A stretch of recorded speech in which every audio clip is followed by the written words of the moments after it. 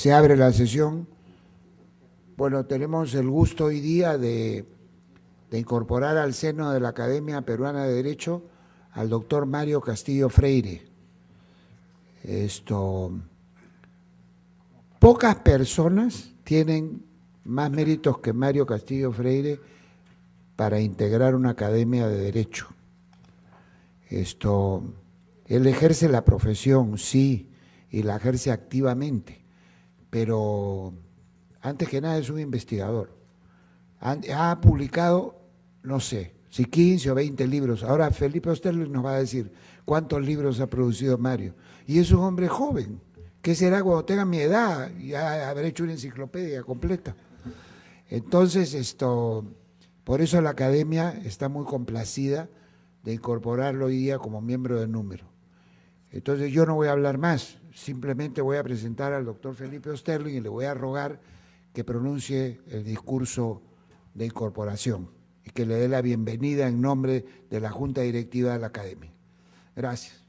Doctor Osterling. Ahora después lo voy a mencionar. Señor vicedecano del Colegio de Abogados de Lima, señor doctor Luis Bedoya Reyes, distinguidas personalidades que esta noche nos acompañan, señoras y señores. Es singularmente grato y honroso para mí que el presidente de la Academia Peruana de Derecho, doctor Jorge Avendaño Valdés, a pedido de mi apreciado amigo y colega Mario Castillo Freire, me haya invitado para pronunciar unas palabras el día en que se le recibe como académico de número, para ocupar el sillón que dejó vacante al ocurrir su sensible fallecimiento el ilustre jurista Luis Aparicio Valdés. Debo confesar que algunos académicos hemos estado durante los últimos años a la espera de que Mario cumpliera 45 años, edad mínima requerida para ser miembro de número de la Academia. Este factor adverso se ha encargado de corregirlo el tiempo. Mario hoy tiene 45 años y por ello ha sido designado por aclamación por el Pleno de Académicos, miembro de número de esta institución, calidad que hoy asume a plenitud. Conocí a Mario Castillo Freire en los claustros universitarios hace justamente 25 años. Esto es en abril de 1985, cuando fue un excelente alumno en el curso a mi cargo de Derecho de Obligaciones de la Pontificia Universidad Católica del Perú. 5 años después, en 1990, luego de que Mario había concluido sus estudios de Derecho y se había formado como practicante en el prestigioso estudio La Chea, me buscó con una obra manuscrita intitulada Acción Estudiantil y el Movimiento Democrático Universitario en la Universidad Católica, 1985-1991, con el propósito de que redactara el prólogo. Se trataba, en mi opinión, de un trabajo muy bien logrado en el que Mario relataba sus avatares estudiantiles y fundamentalmente sus tareas como representante estudiantil en el Consejo de la Facultad de Derecho, como presidente de la mesa directiva del Centro Federado de Estudiantes de la Facultad de Derecho y como presidente de la mesa directiva de la Federación de Estudiantes de la Universidad Católica, este último el más alto cargo al que puede aspirar un estudiante. Decía en dicho prólogo que todo esfuerzo universitario es insuficiente sin un núcleo de alumnos dispuestos a formarse cabalmente. Esto es adquirir conocimientos humanistas y a estimular vocación de servicio, ya que la formación universitaria no solo consiste en el aprendizaje de conocimientos, sino en el protagonismo permanente dentro de una realidad nacional que a nadie le es ajena. En esa obra, Mario nos transmite su formación y relata todas sus vivencias universitarias. Esto es sus estudios, sus diarias alegrías y tribulaciones y su discurrir con los amigos que tendrá para siempre. Para mí fue sumamente grato escribir ese prólogo, porque el testimonio de Mario Castillo, sus esfuerzos, vivencias y vehemencias me recordaban, salvando situaciones y circunstancias distintas que obedecían a los diferentes tiempos en que vivíamos, las peripecias de quienes como docentes o como alumnos discurrimos primero por las desperdigadas viejas casonas del centro de Lima y luego por los claustros del Fundo Pando. Pero ese sentimiento se acentuaba al recordar al padre de Mario, el doctor Juan Cancio Castillo, distinguido abogado y magistrado, a quien había yo conocido en el Colegio de la Recoleta, colegio común también con Mario, y al doctor Juanino Castillo, su abuelo, un ilustre jurista y gran señor, distinguido como el padre del derecho tributario en el Perú, quien me había honrado con su amistad. Fue 2 años más tarde de la cordial invitación que Mario me había formulado para escribir dicho prólogo, que recibí nuevamente su visita en mi estudio de abogado. Fue exactamente en enero de 1993, y este encuentro marcó, qué duda cabe, un profundo hito, tanto en la vida de Mario como en mi propia vida. En él Mario me propuso escribir conjuntamente una obra sobre derecho de obligaciones, curso en el que era profesor en la Facultad de Derecho de la Universidad Femenina del Sagrado Corazón desde 1990 y yo en la Universidad Católica desde 1964. Trabajo concebido inicialmente en 2 volúmenes que abarcara lo sustantivo del derecho de obligaciones. Una vez definidos los lineamientos que tendrían los libros que nos proponíamos escribir, la primera tarea fue reunir la jurisprudencia sobre cada artículo del Código y casos pertinentes mediante investigación en la Corte Suprema, tarea que quedó a mi cargo. Contratamos a una persona que era políglota, y le encargamos traducciones de tratadistas franceses, italianos y alemanes sobre los textos que nos interesaban, por afinidad con nuestra organización legal y porque son la fuente de la materia en los códigos civiles de la tradición romano-germánica.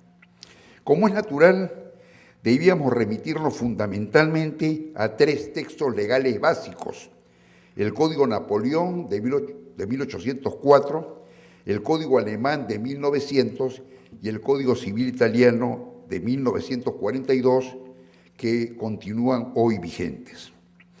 Acordamos repartirnos el trabajo y nos dividimos los capítulos. Recuerdo que yo escribí la extensa introducción y la teoría general de las obligaciones, mientras Mario trataba otros capítulos, todo lo cual lo discutíamos y conciliábamos.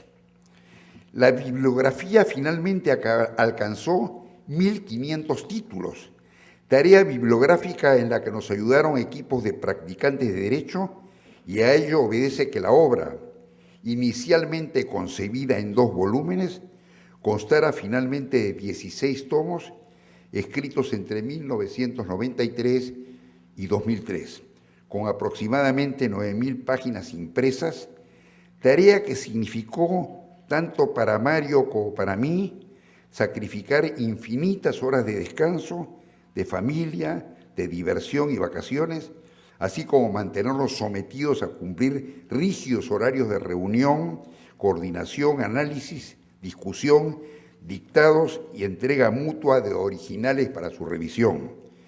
Un régimen severo, mas voluntariamente aceptado. Pero el largo lapso que exigió escribir el tratado y la frecuencia de nuestras reuniones determinó que entre Mario y yo, salvando las diferencias de edad, se generaran estrechos vínculos de amistad y afecto, los mismos que se conservan inalterables debido a que nos encontramos preparando una reedición del tratado debidamente actualizado, que confiamos en que se publique por una muy prestigiosa editorial en el primer semestre del próximo año.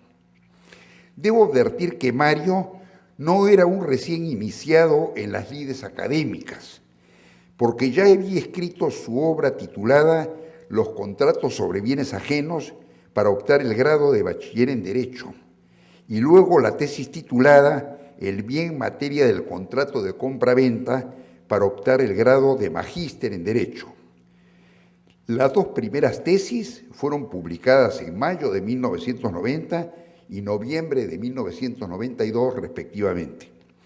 Y hubo una tercera tesis, titulada El contrato de compra-venta en el Código Civil Peruano de 1984, para optar el grado de doctor en Derecho, tesis que redactó simultáneamente con el Tratado de las Obligaciones y que ha sido la médula para que haya escrito diversas obras sobre el contrato de compra-venta en los últimos años.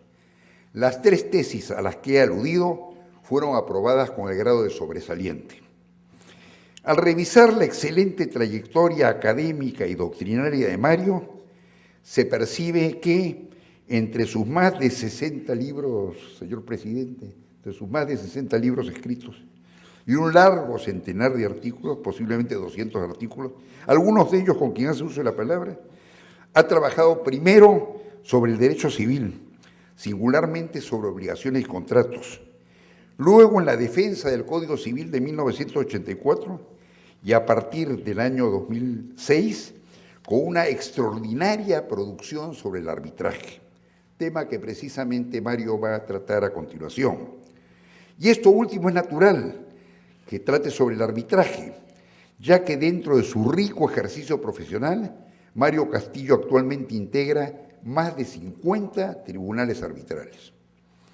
La labor académica de Mario está hoy concentrada en el derecho civil en el arbitraje y sus cátedras universitarias en derecho de obligaciones y contratos, pero su versación jurídica lo conduce adicionalmente a su producción escrita y a ser un magnífico abogado y profesor universitario, a dictar innumerables conferencias. Soy testigo de excepción que Mario se ausenta aproximadamente 2 fines de semana al mes para divulgar generosamente sus conocimientos del derecho en diversos foros de la República y del extranjero. Mario es, sin lugar a dudas, un excelente académico y su incorporación a la Academia Peruana de Derecho era natural. Por eso me es particularmente grato, lo reitero, darle la bienvenida a una institución destinada a promover la investigación y el estudio de las diversas disciplinas jurídicas. Muchas gracias.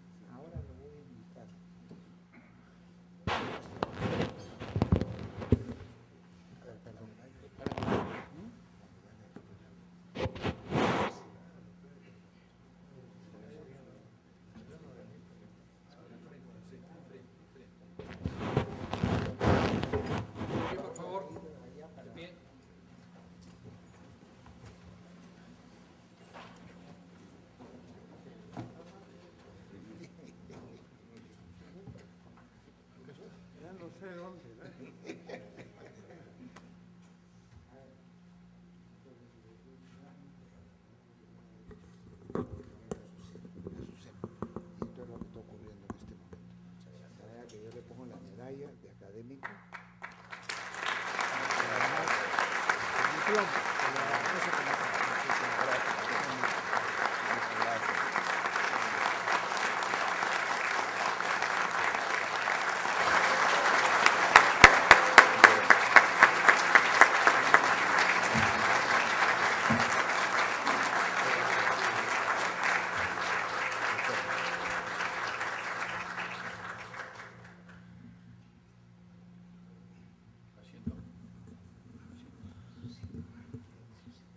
Sí, pero cuando termine pues, el discurso. Ya se puede, doctor, acompáñanos por favor como académico. Ahí sentado. Solo por 2 segundos porque le voy a pedir que haga usted uso del podio para decir su discurso de incorporación. Muchas gracias, doctor.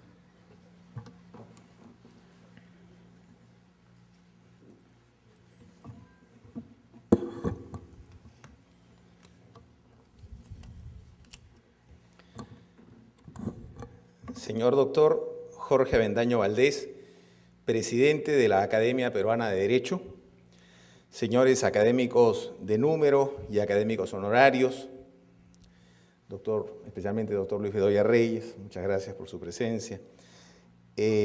Señor doctor Alberto Vázquez Ríos, vicedecano del Ilustre Colegio de Abogados de Lima, señores miembros de su junta directiva, señores magistrados, colegas, amigos todos.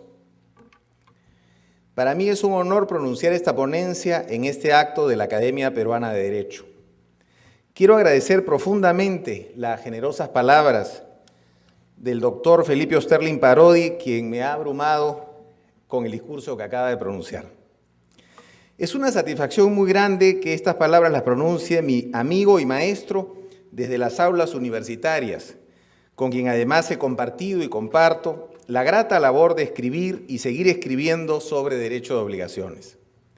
Asimismo, es para mí una gran satisfacción incorporarme a la Academia bajo la presidencia del doctor Jorge Avendaño Valdés, mi recordado profesor de Derechos Reales en la Facultad de Derecho de la Pontificia Universidad Católica del Perú, y quien, por esas coincidencias que tiene la vida, fue decano de la facultad cuando egresé de ella y también fue decano del Colegio de Abogados cuando obtuve mi colegiatura.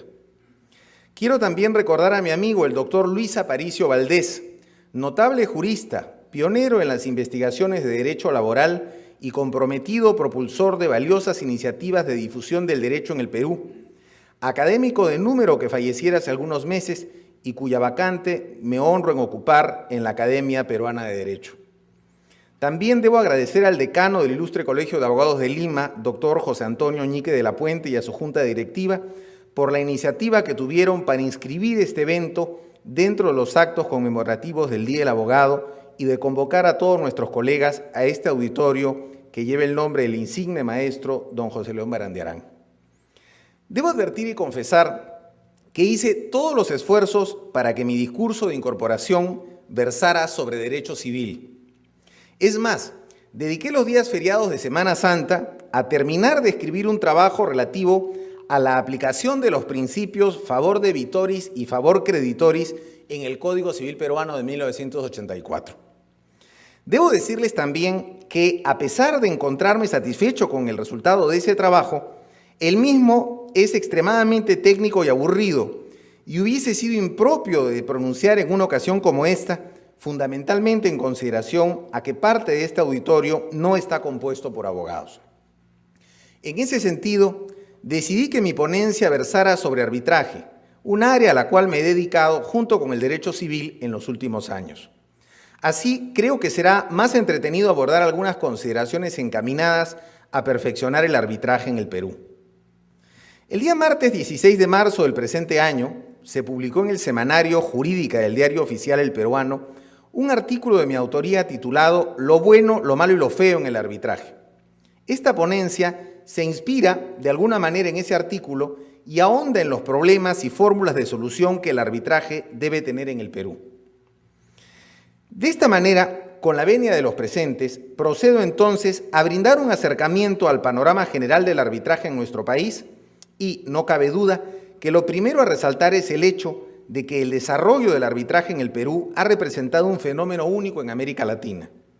No existe otro país en nuestro continente en donde esta institución haya tenido un desarrollo tan rápido y vertiginoso. Tal crecimiento ha obedecido a una serie de factores.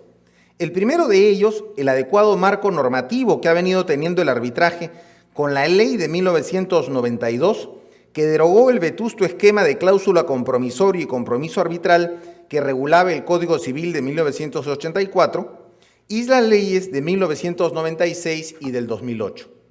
Todas estas normas han ido afirmando la institución y estableciéndole un blindaje y autonomía lo suficientemente fuertes como para que el arbitraje se siga abriendo camino en el Perú como medio eficaz de solución de controversias. No cabe duda, además, de que un notorio componente del desarrollo del arbitraje está representado por las sucesivas normas de contratación estatal que desde 1998 establecen la obligatoriedad de incluir convenios arbitrales en todos los contratos que el Estado celebra con particulares para la provisión de bienes, servicios u obras. Esta efervescencia arbitral ha ido acompañada de un apreciable esfuerzo académico, en virtud del cual cada vez más personas escriben más sobre más temas arbitrales. A la par, las revistas de derecho se han ido poblando de artículos sobre arbitraje y han surgido diversas publicaciones de carácter periódico, en soporte papel o magnético, dedicadas exclusivamente a temas arbitrales. Es importante destacar también que desde hace ya varios años, diversas universidades del Perú incluyen al arbitraje como curso electivo en las currículas de sus facultades de Derecho, y si el camino de crecimiento del arbitraje continúa, tal materia terminará teniendo la condición de obligatoria. Por lo demás, los volúmenes patrimoniales controvertidos en sede arbitral han superado con creces aquellos otros controvertidos en el Poder Judicial, fortaleciendo el medio arbitral de tal manera que, a pesar de no constituir un poder del Estado ni tener organicidad, creo que puede empezar a hablarse de la existencia del denominado poder arbitral. Son múltiples las ventajas que ha ofrecido el arbitraje en los varios lustros que ya tiene de vigencia en nuestro país, especialmente porque ofrece una justicia mucho más especializada que la justicia ordinaria y porque aquella usualmente es más rápida y eficaz que esta última. Sin embargo, no es propósito de esta ponencia resaltar las bondades del arbitraje, sino el ocuparme de cuáles son los problemas que presenta en la actualidad y cuáles serían los mecanismos para superarlos en beneficio del arbitraje, de la justicia y de la sociedad peruana en su conjunto. Considero que los principales problemas del arbitraje no se hallan en su regulación normativa, la misma que, como hemos señalado, ha venido evolucionando paulatinamente desde 1992 hasta llegar a la última ley del año 2008, que recoge las principales experiencias vividas por los tribunales arbitrales durante la vigencia de la ley 26572. Estoy convencido de que los principales problemas del arbitraje en el Perú son problemas humanos y que los principales obstáculos para que el arbitraje constituya el medio eficaz de obtención de justicia que todos queremos están en la sociedad y en el medio jurídico en particular.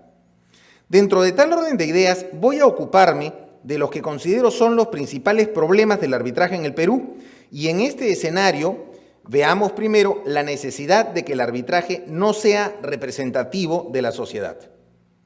Cuando las encuestas de opinión consultan al ciudadano sobre la representatividad de las instituciones públicas, estas generalmente salen reprobadas.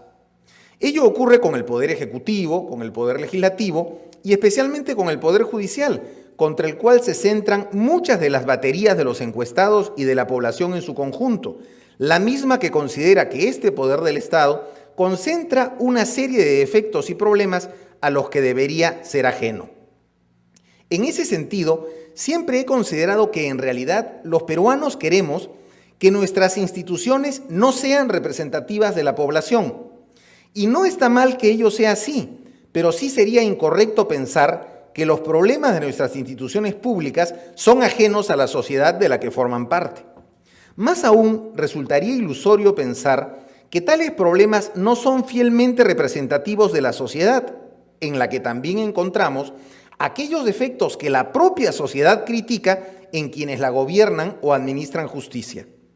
Sin embargo, esta aparente contradicción no es reprobable, sino un indicador bastante ilustrativo de cómo la sociedad peruana, independientemente de compartir todos esos problemas, es consciente de que sus gobernantes deberían ser ajenos a ellos. Es decir, lo que ocurre es que la sociedad peruana quiere verse representada por personas que sean ajenas a tales problemas y que por lo tanto sean capaces de tomar distancia de ellos e intentar solucionarlos con probidad. Sin duda se trata de un fenómeno social y político muy interesante y que merecería ser estudiado no solo desde el punto de vista político o jurídico, sino desde las más diversas perspectivas. ¿Y qué hay del arbitraje? El problema de partida del arbitraje en el Perú es que se enmarca dentro de una determinada sociedad y que por consiguiente no puede ser ajeno a las debilidades y amenazas que le plantea una sociedad con muchos problemas y un medio jurídico que también arrastra tales problemas y que en gran proporción los ha venido transmitiendo a la justicia ordinaria. En ese sentido, debemos apuntar a que el medio arbitral constituya una justicia verdaderamente particular, y contribuir a blindarla desde todos los ámbitos en que sea posible. Dentro de tal orden de ideas, debe importarle a la sociedad y al medio jurídico en particular que el arbitraje se salve de estos agentes contaminantes, ya que tal vez sea más factible y más rápido salvar el arbitraje que salvar la justicia ordinaria, la misma que, a pesar de la existencia de notables y esforzados magistrados, debe cargar con muchos lastres que no permiten su liberación definitiva en camino de la justicia. Otro de los grandes problemas del arbitraje en el Perú es la designación de árbitros como abogados de parte. Es precisamente fruto de los problemas que presenta el medio jurídico a que hemos hecho referencia, el que existe en muchos abogados la tentación de que el arbitraje no sea una institución encaminada a lograr justicia, sino a obtener la razón, por más de que para tal efecto se tenga que recurrir a métodos vedados por la propia institución del arbitraje. El más directo y antiguo de estos métodos está constituido por la designación de árbitros para que cumplan la función de abogados de parte. Como recordamos, el inciso 3 del artículo 22 de la Ley de Arbitraje establece que los árbitros serán nombrados por las partes por una institución arbitral o por cualquier tercero a quien las partes hayan conferido el encargo. En tal sentido, las partes tienen libertad para establecer en el convenio arbitral el mecanismo que emplearán para el nombramiento del árbitro, ya sea que ellas mismas designen a los árbitros o lo haga una institución arbitral o cualquier tercero. Sin embargo, hay que precisar que dicha libertad para establecer el mecanismo que mejor estimen no puede quebrantar el equilibrio que debe existir siempre entre las partes. En efecto, si bien la ley de arbitraje reconoce distintas formas de designación de árbitros, en todas esas formas es exigible que las partes guarden una posición igualitaria o equivalente, es decir, que ninguna de ellas sea favorecida en la elección del árbitro o árbitros que han de dirimir la contienda. Asimismo, cabe resaltar que las características fundamentales que debe tener todo árbitro son su imparcialidad e independencia. Es así que debería constituir una sana práctica arbitral el designar como árbitro a alguien en cuyo criterio confíe la parte y no a alguien que sea un dependiente de esa parte. Esta situación es lo suficientemente grave al extremo de que muchas veces uno se encuentra frente a tribunales arbitrales en donde la decisión se sabe que será tomada por el presidente del tribunal, pues desde el momento de la constitución de dicho tribunal se conoce cuál será el sentido de los votos de los árbitros de parte. Esta práctica pervierte profundamente el arbitraje y, por ello, debiera ser desterrada. Analicemos ahora otra grave dificultad, cuál es la designación de presidentes vía mecanismos de presión o poco transparentes.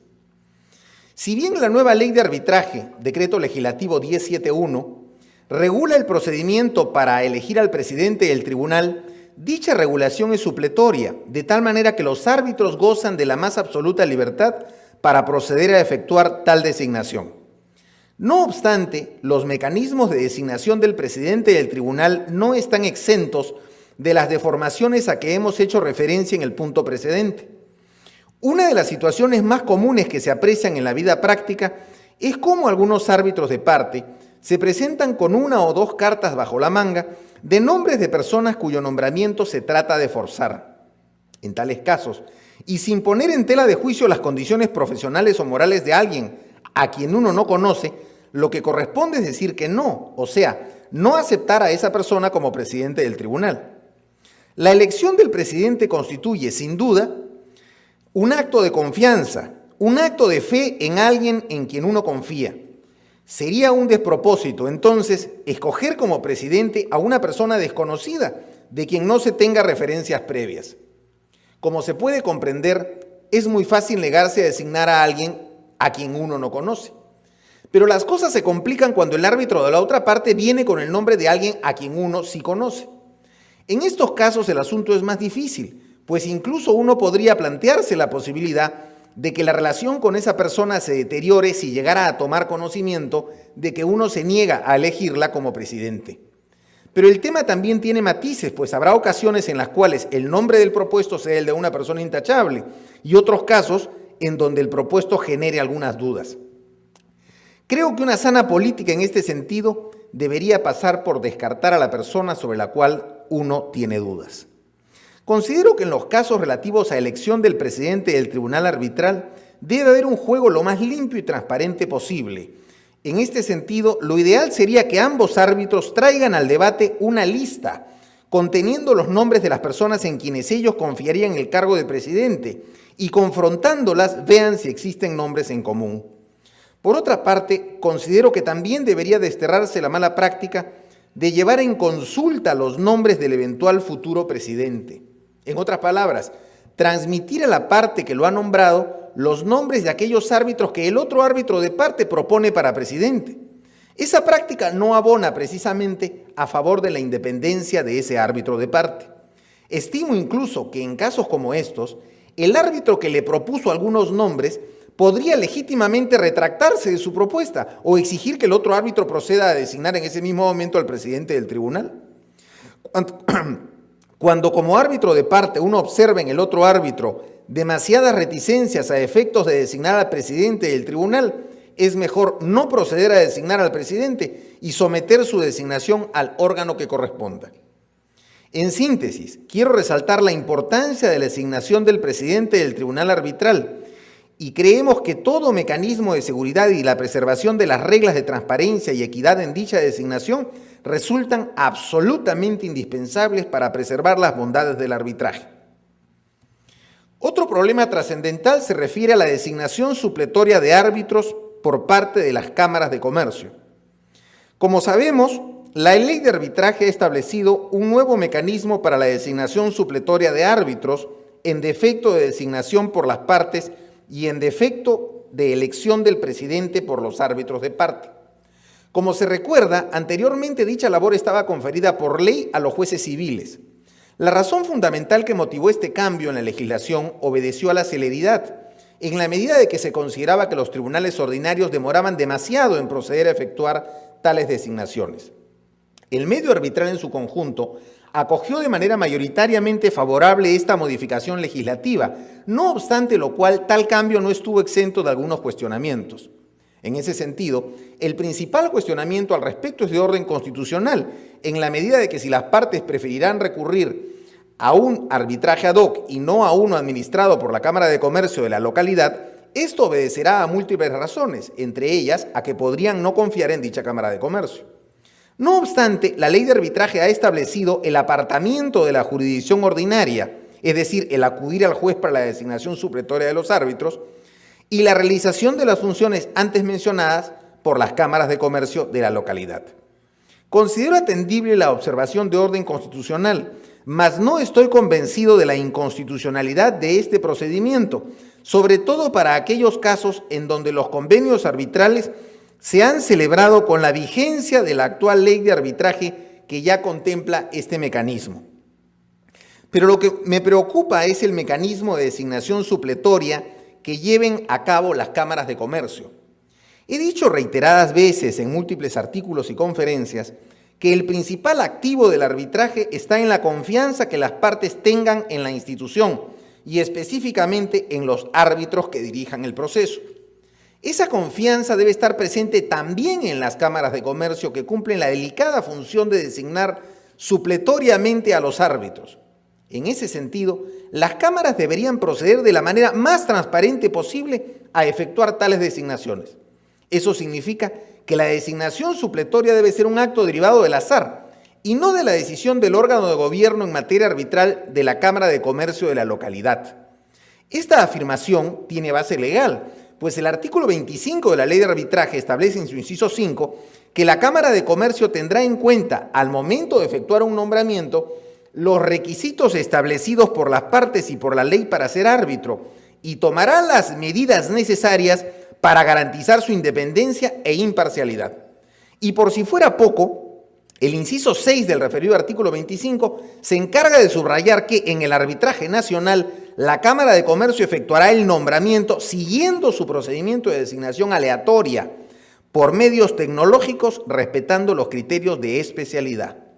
No me cabe duda de que las cámaras de comercio podrían decidir designar a un determinado árbitro con carácter supletorio, dadas sus notables cualidades personales, pero también dicha elección podría obedecer a un favoritismo personal o incluso podrían haber sido influenciadas por alguna de las partes en conflicto. En ese sentido, el mecanismo más transparente sería que todos los árbitros que reúnan las condiciones establecidas por el respectivo convenio arbitral, por el reglamento de la institución y por la propia ley, entren en un sorteo que se realice en presencia de las partes del proceso y supletoriamente, es decir, si al menos una de ellas no asistiese, en presencia de notario público. Por lo demás, las propias cámaras y cualquier otro órgano que tenga esta función deberían evitar que los funcionarios que trabajan en ellas elaboren ternas o nóminas reducidas con el propósito de que se hagan sorteos dentro de tales listas. Decimos esto en la medida de que sería muy fácil manipular el contenido de tales nóminas y al final, aunque se procediera a efectuar un sorteo en presencia de las partes o de notario público, lo único que se estaría legalizando sería una injusticia que seguramente marcaría el curso y resultado del futuro proceso arbitral. Lamentablemente, la ley de arbitraje no contempla la prohibición que sí establece el Código de Ética del Organismo Supervisor de las Contrataciones del Estado, OCE, aprobado mediante Resolución 258-2008 con su CODEPRE, en el sentido de impedir que los funcionarios de dicha institución presten servicio de secretaría arbitral en procesos ad hoc. En el caso de las cámaras de comercio, la ley debería prohibir para los arbitrajes en que ellas intervengan en designaciones supletorias de árbitros, que los funcionarios de los centros de arbitraje de las propias cámaras presten servicios de secretaría arbitral en los procesos que no sean organizados y administrados por dichas instituciones e impedir el mecanismo de designar supletoriamente para un arbitraje ad hoc a alguien cercano a las personas de la institución, a efectos de que este árbitro proceda a proponer e inducir la elección como presidente del tribunal ad hoc de aquel funcionario que lo puso en la nómina y que al final seguramente también forzó su designación supletoria. Estas consideraciones obviamente se aplican mutatis mutandis a cualquier centro de arbitraje, sea de la naturaleza que fuere. Veamos a continuación cómo afectan al arbitraje las sociedades secretas en el ejercicio profesional. Recuerdo que la primera vez que actué como abogado de parte en un arbitraje fue defendiendo a unos clientes en 1998.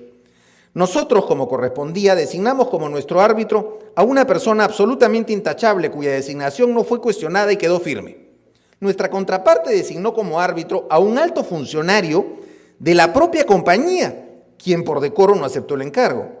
Acto seguido, nombró como árbitro de parte a otro abogado, quien tenía su propio estudio.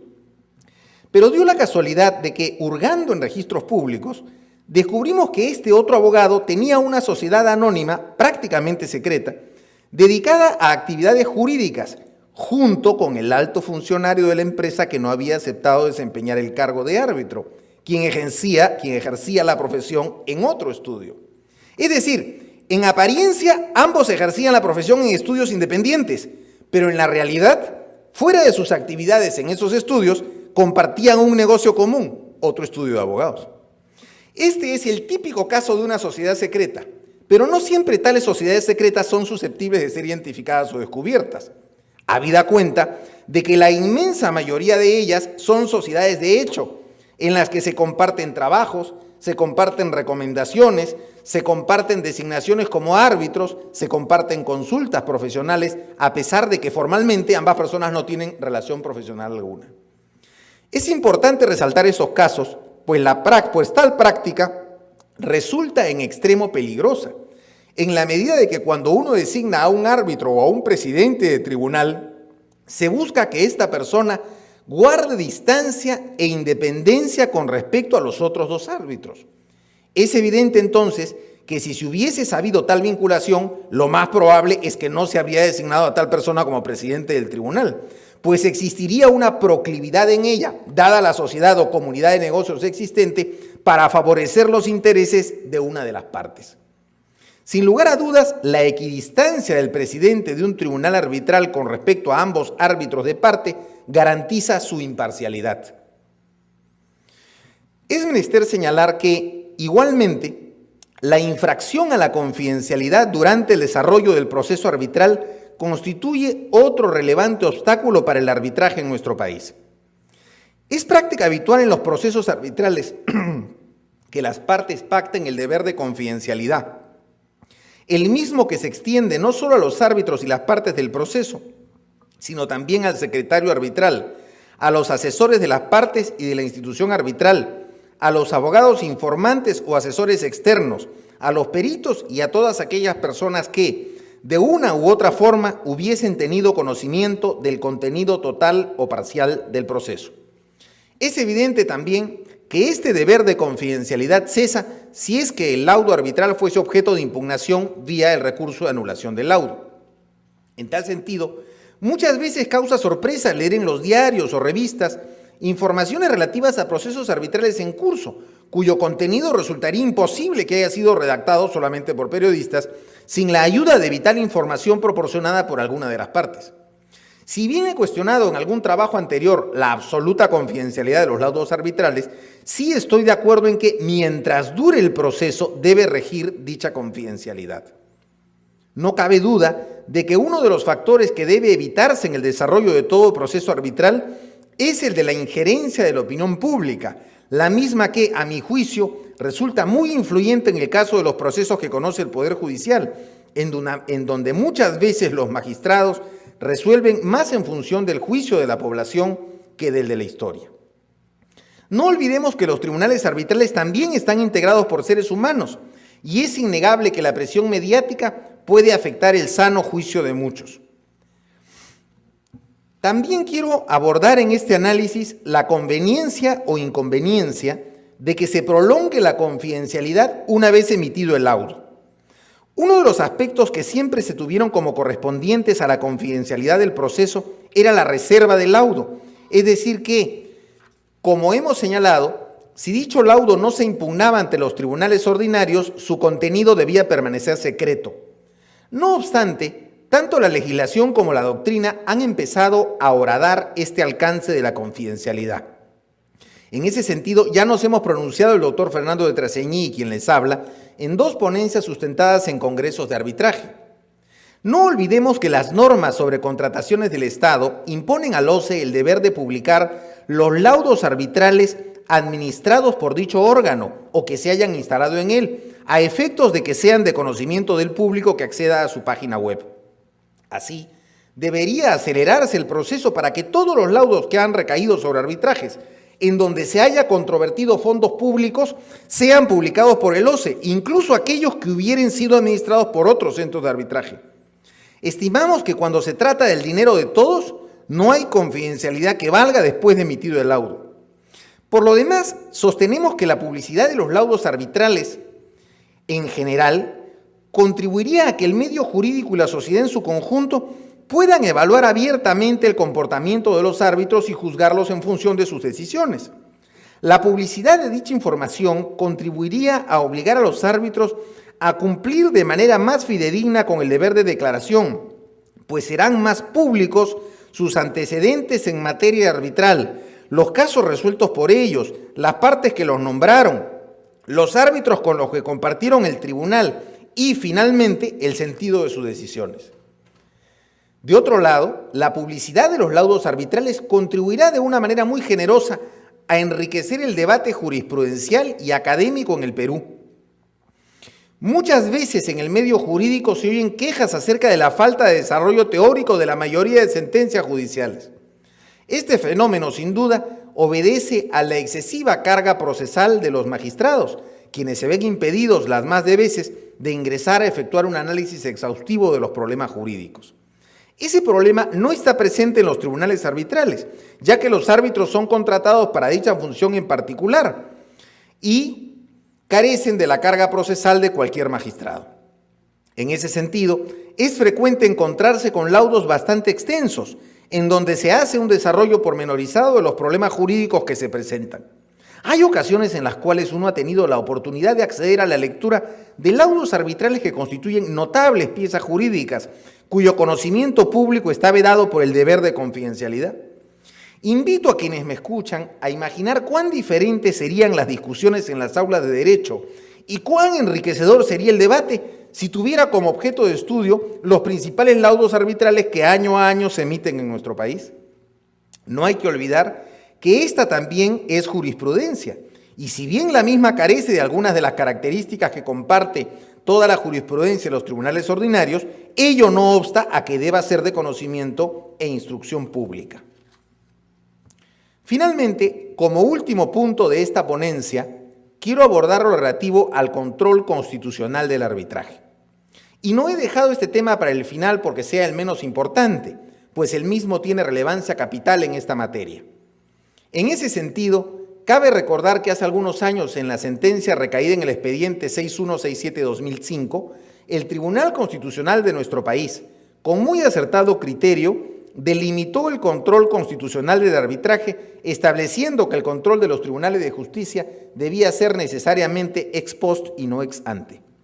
En ese sentido, en diversas sentencias muy significativas para esta área de la práctica jurídica, el Tribunal Constitucional estableció la imposibilidad de que los tribunales ordinarios de justicia, sea de la naturaleza que fueren, interfieran en el desarrollo de un proceso arbitral en curso bajo responsabilidad. Además, se estableció claramente que la única forma de impugnar el resultado de un proceso arbitral era a través del recurso de anulación del laudo y ulteriormente del recurso de amparo. Los principios consagrados en dichas sentencias se vinieron aplicando rigurosamente durante varios años y ordenaron el arbitraje en el Perú a la par que fomentaron su progreso y desarrollo.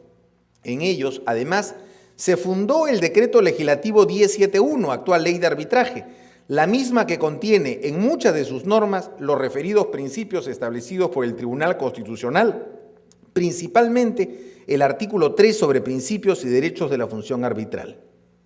No obstante, en los últimos meses, el medio jurídico ha tomado conocimiento, con sorpresa, de dos resoluciones del Tribunal Constitucional que vulneran la solidez del arbitraje, al haber permitido que prospere una acción de garantía interpuesta contra un laudo arbitral sin haberse agotado la vía previa a través del proceso de anulación del laudo, y que se analice el valor de los medios probatorios que efectúa un tribunal arbitral. Como ya lo manifesté en dos artículos publicados recientemente sobre estas sentencias del Tribunal Constitucional, no puedo sino discrepar de ellas, en la medida de que constituyen serias amenazas para la seguridad jurídica de nuestro país y para la solidez del arbitraje como jurisdicción contemplada por la Constitución Política del Perú. Si bien se trata de sentencias emitidas por salas del Tribunal Constitucional y no por el Pleno del mismo, ellas no dejan de representar un peligro. En tal sentido, esperamos que muy pronto el Pleno del Tribunal Constitucional se pronuncie nuevamente, reiterando la senda trazada hace algunos años de la que el tribunal nunca se debió apartar. Para dar término a esta ponencia, debo decir que la sociedad, el medio jurídico, el medio arbitral en particular y el Tribunal Constitucional deberían tomar nota de estas situaciones a efectos de adoptar las medidas correctivas del caso y fortalecer al arbitraje como medio alternativo a la justicia ordinaria y verdadero motor de la nueva forma de administrar justicia en el Perú. Espero que estas palabras hagan eco y de esta manera, sumando el interés y la voluntad de cada uno de nosotros, podamos ir trazando poco a poco el camino hacia un arbitraje más sólido y con renovado impulso en nuestro país. Muchas gracias.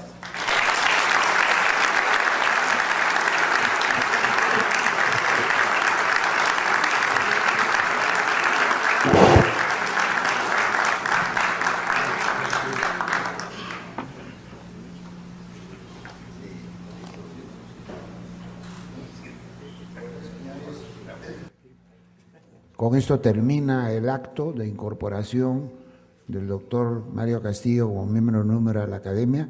Yo reitero mi felicitación a él por haber sido incorporado y además por la estupenda ponencia que ha leído en materia arbitral. Y también reitero el agradecimiento de la Academia al doctor Felipe Oesterling por haber hecho la presentación del nuevo miembro. Bueno, muchas gracias a todos ustedes. Se levanta la sesión. Muy bien. Muchas gracias. Bien. Los invitados, por favor, cordialmente a todos ustedes, la Academia Peruana de Derecho, pasar al hall principal, donde tenemos para ustedes un brindis de honor. Muchas gracias.